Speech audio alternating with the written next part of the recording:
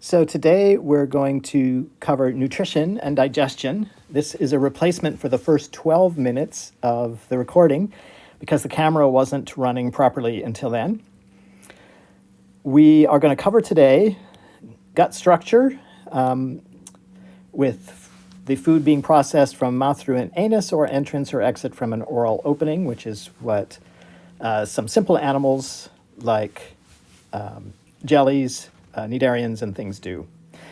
We'll talk about the different regions, intake regions to cut, chew, and or pre-digest food, storage regions, which are quite variable or optional, region for enzymatic and acid direct digestion, often called a stomach, which secrete enzymes and protons with chloride to balance the charge. Regions of terminal digestion and absorption, that would be our small intestine and similar things across all animals. And then final absorption and especially water recovery.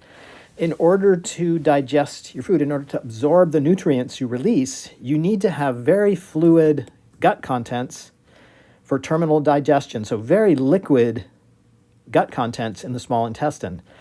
But of course, if you excrete all of that, if you release all of that as waste, you're going to lose all the water and ions. And so a large intestine does final absorption of ions and water recovery, especially in terrestrial animals. We'll talk about peristalsis to move food through the gut.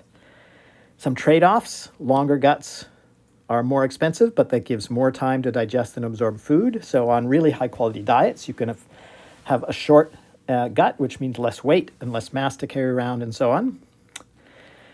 We'll talk about some of the organs: the stomach, pancreas, intestine, liver, that are all associated with the gut.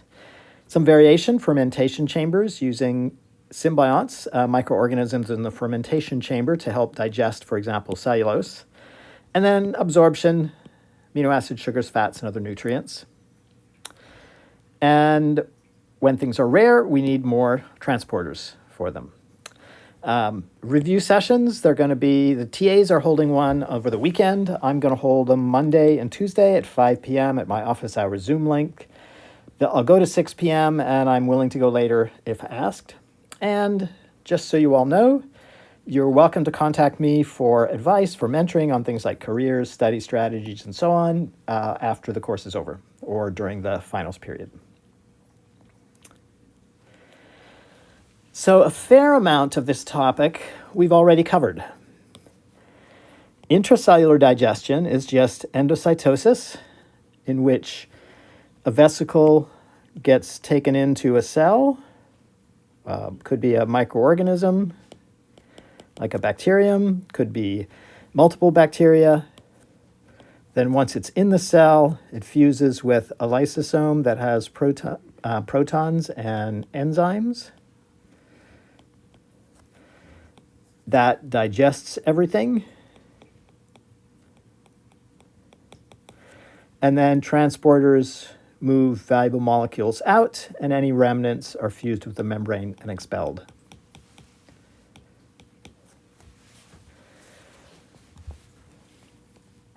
So that we understand. What are the enzymes? They're a lot of the same enzymes you use for digestion. For example, pepsin and trypsin are both ancient enzymes that occur even in single-celled animals for many of the enzymes that we use. Extracellular digestion, we've talked a little bit about it before. We secrete, so excretion is for things you're trying to get rid of. We secrete protons and enzymes into the gut lumen. We mix the lumen contents frequently. We use circular and longitudinal muscle, just alternately contracting to squeeze and relax, squeeze and relax. And that constantly is churning and mixing the contents so that we keep getting new molecules in contact with the cells that are going to digest through transporter, are going to get these valuable molecules. If we don't keep mixing, we would deplete all the ones nearest the cell, and now we have to wait a long time for diffusion to let these others out and get them to the cells. We protect the gut wall using mucuses. We've talked about mucuses before. A mucin, so mucin protein, is a protein that has lots of sugar side chains on it. And of course, those sugar side chains are highly hydrophilic, and they form the mucus-like lining that helps protect things. It's really hard, for example, for a virus or a bacteria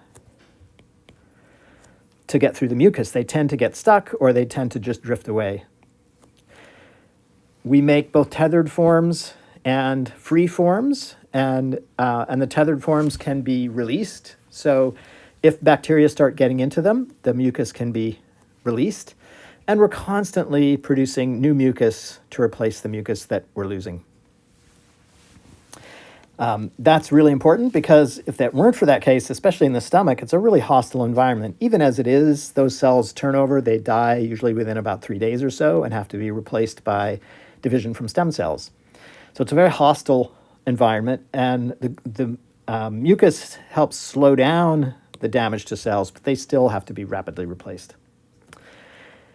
We absorb water-soluble molecules using the passive transporters we've talked about many times, like GLUT, GLUT4 we've talked about, and there are many others. Secondary active transporters, which again we've talked about a lot.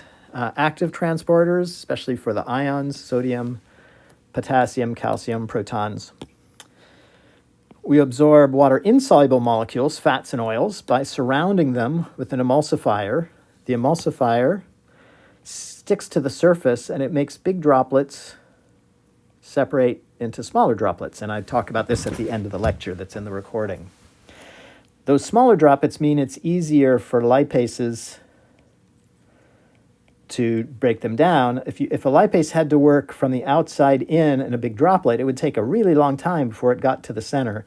With these small droplets, it gets there much faster. So the emulsifiers are really important. An emulsifier is charged on one end, but is uncharged and nonpolar on the other. And so they easily insert into the outside of a droplet. And once it's completely coated, more keep trying to insert. Eventually, it causes the droplet to split into two smaller droplets and so on until you get the final pretty small droplets that are digested by lipases. And then the final part of the gut, recover water in terrestrial animals. That's a large intestine. So that's intracellular. Why acid instead of base? Why is it that acid is always used? Well, here's the point. This is a single proton. So that's a single protein. It is small. It's a +1 charge, which is pretty big, and it fits into spaces almost anywhere. It's really easy for it to get into spaces and break covalent bonds and so on. So that is small. OH minus, same charge, but it's 17 times larger. Oxygen is 16, hydrogen is 1. So it is a larger molecule, doesn't fit as well. It's just not as reactive as a proton. And so protons are the most effective thing to use for killing things or for breaking things down. The last part I talked about before I got the camera running was enzymes. So how do you make and secrete enzymes? Well, the enzymes are the messenger RNA for these digestive enzymes are processed in rough ER, ribosomes on rough ER.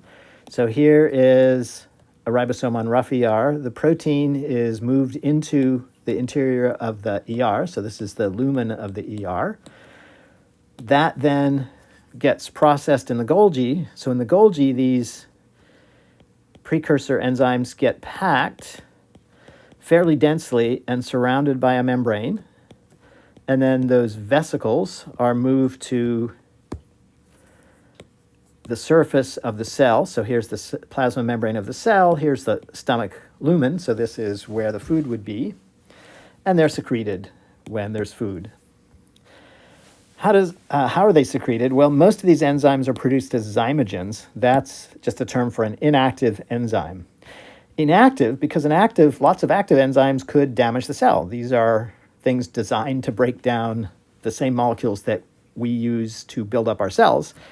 So, for example, in the stomach, the protease that we use in the stomach is produced as pepsinogen. The enzyme is pepsin, but the inactive form is pepsinogen. And as a schematic for how that works, for pepsinogen, there's the sequence of the protein. There's an active site. So here is in my schematic, this is the active site where it can bind to some amino acids and cleave them. But in the inactive state, part of the protein, one tail of the protein, actually fills that active site. And the enzyme can't, it turns out, break this bond here. And so it just blocks the enzyme from functioning. The enzyme could not bind to a protein and cleave it because of that piece. Now, when it's secreted, so when this vesicle releases its contents, that bond, this bond here, is broken. So that tail gets broken off, and now the active site is open and it can bind to a specific sequence of amino acids that's part of some other protein and start cutting up that protein. Okay, from here, the lecture should have captured everything just fine for this piece. Be able to predict a way to absorb any water-soluble molecule, such as hydrogen phosphate, and that's the example I ran through. And so that's the end of this recording.